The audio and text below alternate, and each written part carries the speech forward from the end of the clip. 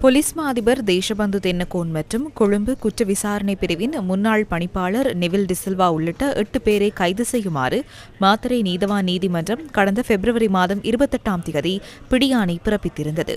2023ஆம் ஆண்டு டிசம்பர் 31ஆம் தேதி மாத்தறை வெலிகம்மவில் உள்ள ஹோட்டல் ஒன்றுக்கு அருகில் நடத்தப்பட்ட துப்பாக்கிச் சூட்டின் போது கொழும்பு குற்றத்தடுப்பு பிரிவின் அதிகாரி ஒருவர் உயிரிழந்த சம்பவம் தொடர்பிலேயே இந்த பிடியாணை பிறப்பிக்கப்பட்டது.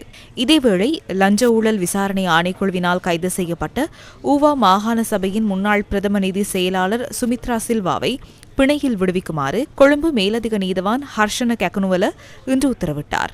பாராளுமன்ற உறுப்பினர் சாமர சம்பத் தசநாயக்க ஊவா மாகாண முதலமைச்சராக செயற்பட்ட கால பகுதியில் மாகாண சபைக்கு சொந்தமான தேசிய சேமிப்பு வங்கியில் பேணப்பட்ட 6 நிலையான வைப்பு கணக்குகளை வங்கியிலிருந்து முதிர்ச்சியடைவதற்கு முன்னர் நீக்கிக் கொண்டமையினூடாக அரசாங்கத்துக்கு 173 லட்சம் ரூபாய் நட்டத்தை ஏற்படுத்தியதாக கூறப்படும் சம்பவத்துக்கு உதவி புரிந்த குற்றச்சாட்டில் ஊவா மாகாண சபையின் முன்னாள் பிரதம நிதி செயலாளர் சுமித்ரா சில்வா கைது செய்யப்பட்டிருந்தார். தலா 10 லட்சம் ரூபாய் பெறுமதியான 2 சரீர பிணைகளின் அடிப்படையில் அவரை பிணையில் விடுவிக்குமாறு உத்தரவிட்ட நீதவான் அவருக்கு வெளிநாட்டு பயண தடையையும் விதித்தார்.